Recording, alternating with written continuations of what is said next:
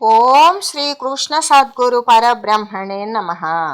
ఓం సచ్చిదానంద రూపాయ కృష్ణాయ క్లిష్టహారిణే నమో వేదాంత వేద్యాయ గురవే బుద్ధి సాక్షిణే. ఓం సశంఖ చక్రం సకిరీట కుండలం సపీత వస్త్రం సరసిరుహేక్షణం సహార వక్షస్థల కౌస్తుభశ్రియం నమామి విష్ణుం శిరసా చతుర్భుజం. శ్రీ మహాభాగవతం తృతీయ స్కందము. కపిల మహర్షి ఏమంటున్నారంటే, తన తల్లితో మంచితనానికి గనివైన ఓ తల్లి, స్వామి చిరునవ్వు కాంతివంతంగా ఉంటుంది, దానికి తగినట్లుగానే ఆయన యొక్క ప్రసన్నత కూడా ఉంటుంది. యోగులు వాటిని ఎల్లప్పుడూ ధ్యానం చేస్తూ ఉంటారు. మిక్కిలి ఉదారమైన ఆయన నవ్వు శిరస్సులు వంచి నమస్కరించే మానవులకు దుఃఖం వల్ల కలిగే సముద్రమంత కన్నీటిని కూడా ఎండింపజేస్తుంది. దానిని మనసులో ధ్యానించాలి. మునులకు మకరకేతనునకు మోహనంబైన స్వకీయ మాయా విలాసమున రచితంబైన భ్రూమండలంబును ముని మనఃకుహర సమ్మోదమానుడగు నీశ్వరుని మందహాసంబునవ పల్లవాధర కాంతిచే నరుణమైన మొల్ల మొగ్గల కాంతి నుళ్ళ సంభాడెడు దంత పంక్తిని మది దళపవలయు వెలయని రీతి నన్నియు వేరు వేరా సంచిత ధ్యాన నిర్మల స్థానములగా మనములోగనుమని చెప్పి మరియు బలికె దేవహూతికి కపిలుండు తేటపడగా, స్వామి తన మాయా విలాసంతో తన కనుబొమ్మలను నిర్మించుకున్నాడు. అవి మునులకు మన్మధుడికి కూడా మోహం కలిగిస్తాయి. మునుల మనస్సులు అనే గుహలలో ఆనందించే శ్రీహరి చిరునవ్వు ఉంటుంది. ఆ కొంగ్రొత్త గురుటాకుల వంటి పెదవుల కాంతితో ఎర్రనై మొల్ల మొగ్గల కాంతిని వెక్కిరించేటట్లుగా ఆయన పొలువరసం ఉంటుంది. వీటిని మనసులో ధ్యానించాలి. ఈ విధంగా ప్రతి ఒక్కదానిని ప్రత్యేకంగా తన ధ్యానానికి నిర్మలమైన స్థానాలనే చేసుకోవాలి, మనసులో చూడాలి అని చెప్పి కపిల మహాముని దేవహూతికి ఇంకా కూడా ఇలా చెప్పాడు.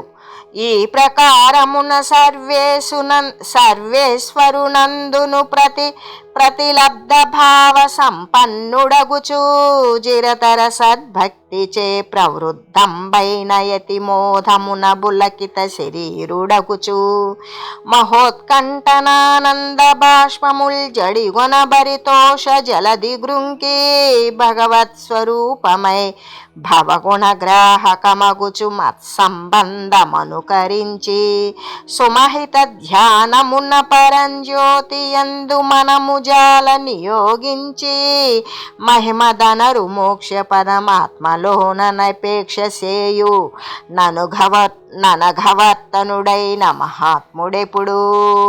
మోక్ష పదవిని మనసులో కోరే మంచి నడవడి కలిగిన మహాత్ముడు పైన చెప్పిన ప్రకారంగా ఈ పరమాత్మ యందు ఎల్లప్పుడూ కూడా భావ సంపదను పొంది చాలా కాలం నిలిచే ఉత్తమమైన భక్తితో మహత్తర ఆనందాన్ని పెంపొందగా అతని శరీరం పులకిస్తూ ఉంటుంది.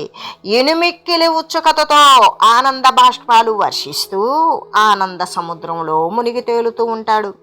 అతని మనసు భగవంతుని స్వరూపమే అవుతుంది. అలా భగవంతుని స్వరూపమయ్యి సంసార గుణాలను గ్రహిస్తూ ఉత్తమమైన ధ్యానంతో నా సంబంధాన్ని అనుకరిస్తుంది. తుదకు చివరకు పరంజ్యోతిలో మనస్సును నియోగిస్తాడు. కాబట్టి ముక్తిని కోరే మహాత్ముని మనసు భగవంతునికి వ్యతిరేకమైన ఆశ్రయం ఏదీ కలిగి ఉండదు. అంటే భగవంతునే సదా ఆశ్రయిస్తుంది. ఇతర లోక విషయాలు ఏవీ లేకపోవడం వల్ల విరక్తుడైన వాడు శరీరంలో ఉనికి కంటే మరొక ఉనికి అయిన మోక్ష పదాన్ని కోరతాడు. సూక్ష్మమైన తేజస్సు తనకంటే అధికమైన తేజస్సుతో సమానాకారం పొందుతుంది. అలాగే పురుషుడు శరీర భావానికంటే అధికమైన మోక్ష భావాన్ని పొందుతాడు. పురుషుడు చరమమై భువినన్య విషయ నివృత్తమై తగని వర్తించు చిత్త వృత్యాధులను గల్గి వెలయంగనాత్మీయమకు మహిమ సునిష్ఠుడై లభించు సుఖ దుఃఖముల మనస్సునదలంపకయ అహంకార ధర్మంబులుగా దలంచి అనయంబు సాక్షాత్ వృతాత్మతత్వము గల్గునతుడు జీవన్ముక్తుడండ్రు. ధీరులతడునే చందమున నుండునని నవినుమో తన శరీరంబు నిలుచుటయును జరించుటయును కూర్చుండుటయును ఇంకేమియు నెరుంగ కర్దివర్తించు విను తల్లి అతడు. మరియు సాధకుడైన వ్యక్తికి ఇది చరమస్థితి, చివరిది. ఇందులో ఇతర విషయాల నుంచి అంతఃకరణం అనేటువంటిది నివృత్తం అవుతుంది, ఇతర విషయాలను వదిలివేయబడతాడు. చిత్తవృత్తులు మొదలైనవి కూడా వెనుదిరుగుతాయి. అప్పుడు అతడు పరబ్రహ్మ రూపమైన మహిమయందు స్థిరంగా నిలిచి ఉంటాడు. ఆ సమయంలో లభించే సుఖాన్ని కానీ దుఃఖాన్ని కానీ అతడు అహంకార ధర్మాలుగా భావిస్తాడు, కానీ ఆత్మధర్మాలుగా తలచడు. అలా నిరంతరం కూడా ఆత్మసాక్షాత్కారాన్ని పొందే వ్యక్తిని ఆత్మజ్ఞులు జీవన్ముక్తుడు అంటారు. అతడు ఏ రీతిగా ఉంటాడో చెబుతాను విను. అతడు తన శరీరం నిలుచుండడం, కూర్చోవడం, ఇవన్నీ అటు ఇటు తిరగడం కానీ మరి ఇంకేమీ కూడా పట్టించుకోడు, ఎరుగడు. అలా ప్రవర్తిస్తూ ఉంటాడు. అమ్మా, అతడు ఇంకా ఇలా ఉంటాడు. మద్యపానం చేసి మత్తులో మునిగిన వాడు తన శరీరం మీద బట్టలు ఉన్నవో లేవో పట్టించుకోడు కదా. అలాగే జీవన్ముక్తుడు తన శరీరం భగవంతుని అధీనమని, అశాశ్వతం అని నిశ్చయించుకొని మరి ఆత్మయందు నిలిచి అన్నింటినీ కూడా ఉపేక్ష చేసి వదిలివేస్తాడు. అంతేకాదు, అతడు నిర్వికల్ప సమాధి పొందడం చేత ఆత్మసాక్షాత్కారాన్ని పొందుతాడు. అలా పొంది కలలో కల్పించే శరీరం లాగానే ప్రస్తుతం ఉన్న శరీరంతో కర్మఫలాన్ని అనుభవించవలసినంత కాలం కూడా భార్యాపుత్రులతో ఈ ప్రపంచ విషయాలను అనుభవిస్తూ ఉంటాడు. ఆ తర్వాత భార్యాపుత్రాదుల సంబంధాన్ని కూడా వదిలివేస్తాడు. వదిలివేసి సుతదారమిత్రానుజుల కంటే మత్యుండు భిన్నుడై వర్తించుచున్న రీతి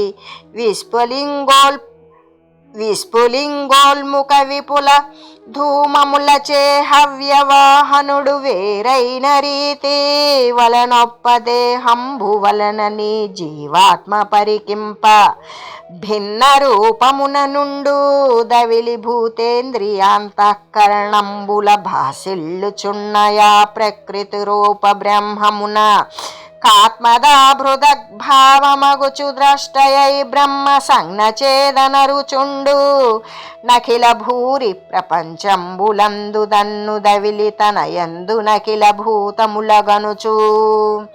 అప్పుడు మానవుడు తన పుత్రులు, భార్య, మిత్రులు, తమ్ములు, మిగతా వారికందరికంటే కూడా భిన్నంగా ప్రవర్తిస్తూ ఉంటాడు. అగ్ని తనలో నుంచి బయలువెడలేనప్పుడు నిప్పురవల కన్నా, తనతో మండే కొరివి కన్నా కూడా, తనలో నుంచే వచ్చేటువంటి పొగ కన్నా కూడా వేరుగా ఉంటుంది. అలాగే ఈ జీవాత్మ కూడా సరిగ్గా చూస్తే శరీరానికంటే భిన్నంగా ఉంటాడు. అలాగే పంచభూతాలు, 10 ఇంద్రియాలు అంతఃకరణంలో ప్రకాశిస్తూ ఉన్న ప్రకృతి రూపంగా భావించే జీవుని కంటే బ్రహ్మ భిన్నంగా ద్రష్ట అయ్యి పరబ్రహ్మ అనే పేరుతో వెలుగొందుతూ ఉంటాడు. ఆ బ్రహ్మరూపుడు సమస్త విశాల ప్రపంచంలో తనలో సమస్త ప్రాణులను చూస్తూ ఉంటాడు. వరుసనన్య భావంబుల చేసి భూతావలియందు దదాత్మకత్వమున జూచునాత్మీయ ఘనధరోపాదానములయందు దవిలియిమ్ముల వెలుంగునట్టి దివ్య జ్యోతి ఏకమయ్యును బహుభావంబులను దోచు ప్రకృతిగతుడు నగుచున్న ఆత్మయు బొగడుందు దేవతిర్యక్ మనుష్య స్థావరాది వివిధ యోనులను భిన్న భావంబు నొందుటయను జాలగల్గు నిజ గుణ వైషమ్యమునను భిన్నుడై వెల్గుగామున బేర్చి అదియు దేహ సంబంధి యొగుచు వర్తించుచుండు. ఆ పరమాత్మ అనితర భావాలతో ప్రాణుల్లో ఉండి వాటి స్వరూపంగానే స్ఫురిస్తూ ఉంటాడు. తనకు సంబంధించిన ప్రధాన కారణాలలో చిక్కుకొని ప్రకాశించే దివ్యజ్యోతి ఒకటే అయినప్పటికీ అనేక రూపాలుగా అంటే చిన్నదిగా పెద్దదిగా కనిపిస్తూ ఉంటుంది. ప్రకృతిలోకి వచ్చిన తర్వాత ఆత్మ కూడా ఒకటే అయినా దేవతలు, పశుపక్షులు, మనుష్యులు, స్థావరాదులు, జంగమాదులు మొదలైనటువంటి నానావిధ యోనుల ప్రవేశంతో భిన్నతను పొందుతాడు. ప్రకృతిలో త్రిగుణాల వల్ల కలిగే హెచ్చుతగ్గులతో కూడా భిన్నుడుగా ఉంటాడు.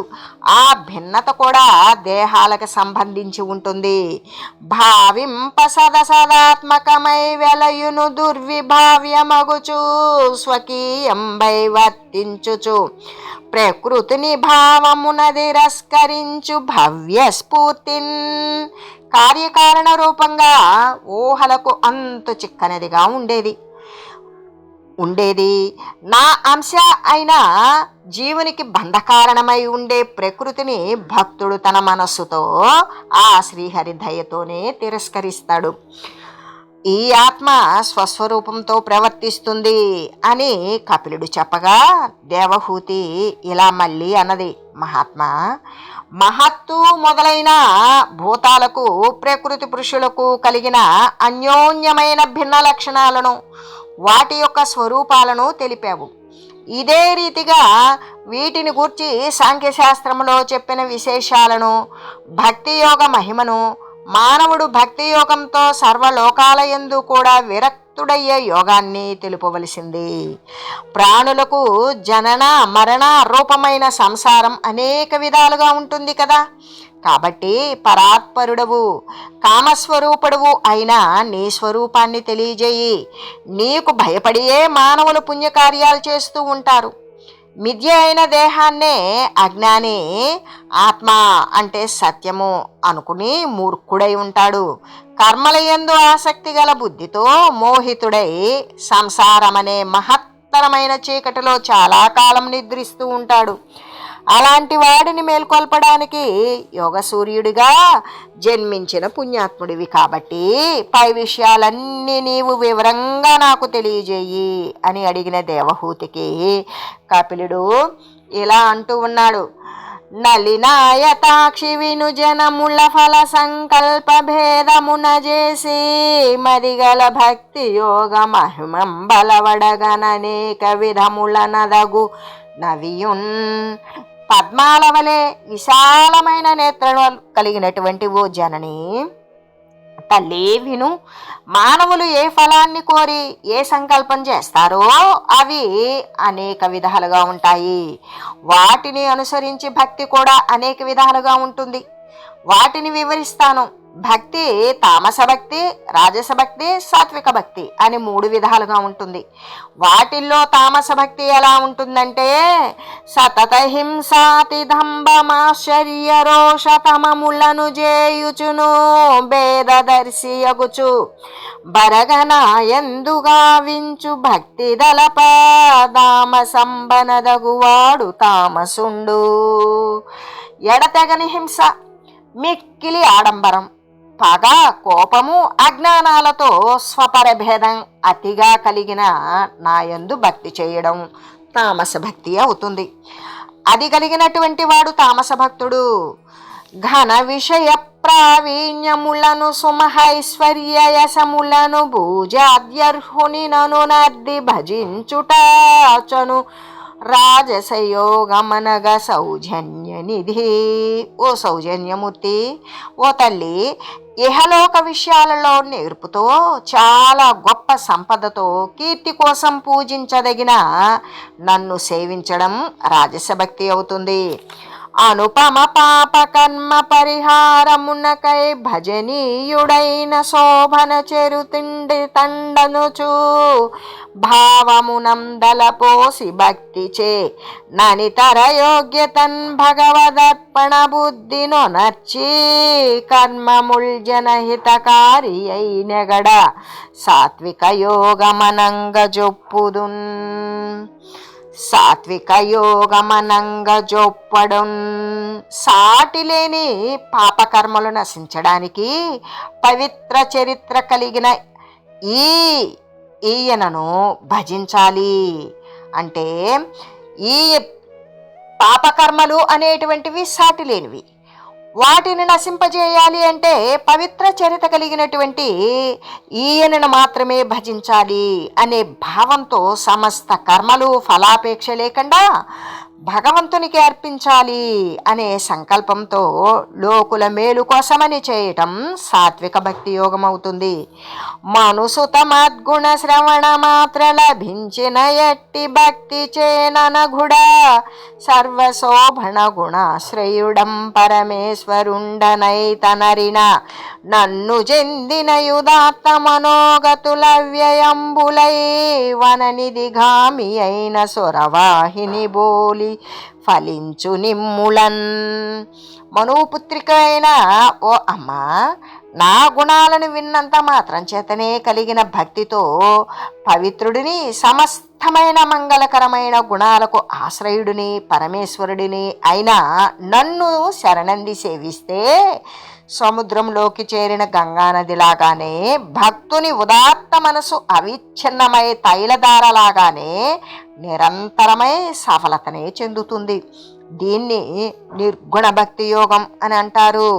హేయ గుణరహితుడనగలనాయందుల భక్తి లక్షణము తెలిపితి నన్భాయక నిర్హేతుకముగజేయుమదీయ వ్రతైక చిరతర భక్తిన్.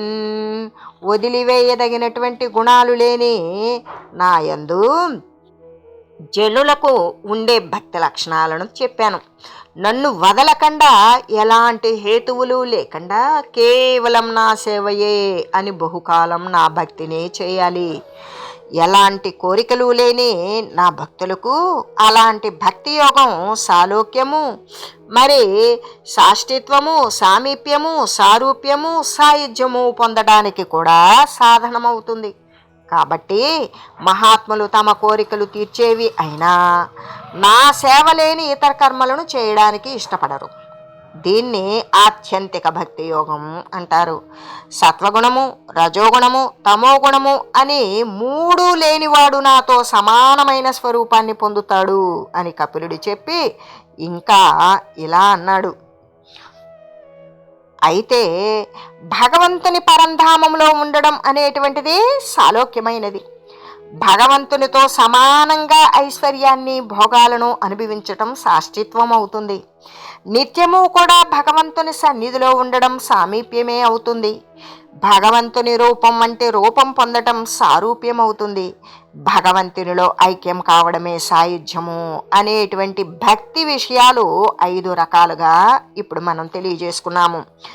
ఇంకా ఏమంటున్నారు కపిలుడు అంటే, నిత్య నైమిత్తిక నిజర్మమున గురు శ్రద్ధా గరిష్ఠిత చతుర పాంచరాత్రోక్త హరి సమారాధన క్రియలను నిష్కామనంభున నిర్మదీయ విగ్రహ దర్శన వినుతి పూజా వందన ధ్యాన సంశ్రవణముల కర్మ సంగిగా కుండుట సజ్జన ప్రకరాభిమానంబునొందుట హీనులందు జాలనను కంపసేయుట సములయందు మైత్రి నెరపుట యమనియమ క్రియాది అయిన యోగంబు చేత ఆధ్యాత్మికాది భౌతికాదుల తెలియుట పలుకుటయును. ప్రతిరోజు కూడా చేయవలసినది ఒక నిమిత్తంగా చేయవలసినది అయినా స్వధర్మముతో కూడి సమధికమైన శ్రద్ధతో పంచరాత్రం చెప్పిన శ్రీహరి పూజాధికాలను ఏ కోరిక కూడా లేకుండా భక్తుడు చేయాలి. నా యొక్క శ్రీ విగ్రహాన్ని దర్శించడం, స్తుతించడం, పూజించడం, నమస్కరించడం, ధ్యానించడం, నా గుణాలను, నా యొక్క కథలను వినటము చేయడం చేయాలి. కేవలము కర్మల యందు మాత్రమే ఆసక్తుడు కారాదు. మహాత్ములను భక్తితో కొలవాలి, సేవించాలి. దీనుల మీద, హీనుల మీద కూడా దయ చూపాలి. తనతో సమానుల యందు మైత్రి కలిగి ఉండాలి. యమము, నియమము మొదలైనవి కలిగిన అష్టాంగ యోగాన్ని అనుసరించాలి. ఆధ్యాత్మికం, అది భౌతికం, అది దైవికం అనే తాపత్రయాలను గురించి తెలుసుకోవాలి. అవి నశించిపోయేలాగా హరినామస్మరణం చేయాలి. ఇంకా హరిగుణ మంగళ కీర్తన పరుడై తగనార్జవమున భగవత్ పరులంగరమనురక్తి భజించుట నిరహంకారముగనుంట నిశ్చలుడగుటన్. శ్రీహరి మంగళ గుణాలను సంకీర్తన చేయాలి. కపటం లేకుండా పరమ భాగవతులను సేవించాలి. అహంకారం లేకుండా ఉండాలి. సుఖములలో దుఃఖాలలో కూడా నిశ్చలుడై ఉండాలి. ఇవి మొదలుగా గలుగు భగవద్దుద్దేశ స్వధర్మ కలితుండై వీని వలన పరిశుద్ధగతింద విలిన మది గలుగు పుణ్యతమముడయ్యడయ్యడలన్. పైన చెప్పినవి మొదలుగా కలిగిన భగవంతుని ఉద్దేశించినటువంటి ఏ ధర్మాలైతే ఉన్నవో అవి స్వధర్మాలుగా చేసుకొని వాటిని ఆచరిస్తూ ఉండాలి. వీటిని త్రికరణ శుద్ధిగా ఆసక్తితో ఆచరించేటువంటి వాడు గొప్ప పుణ్యాత్ముడే అవుతాడు అని కపిల మునీంద్రుడు మరి తన జనని అయినటువంటి దేవహూతితో తెలియజేస్తూ ఇంకా కూడా ఈ విధంగా చెప్తూ ఉన్నారు. ఓం మంగళం శ్రీ కురుక్షేత్ర రణక్షోణి విహారిణే పార్థసారథి రూపాయ గీతాచార్యాయ మంగళం. ఓం మంగళం నమోస్త్వనంతాయ సహస్రమూర్తయే సహస్రపాదాక్షి శిరోరుబాహవే సహస్రనామ్నే పురుషాయ శాశ్వతే సహస్రకోటి యుగధారిణే నమః. ఓం శ్రీమతే నారాయణాయ నమః. శ్రీమన్నారాయణ చరణౌ శరణం ప్రపద్యే. హరి ఓం తత్సత్.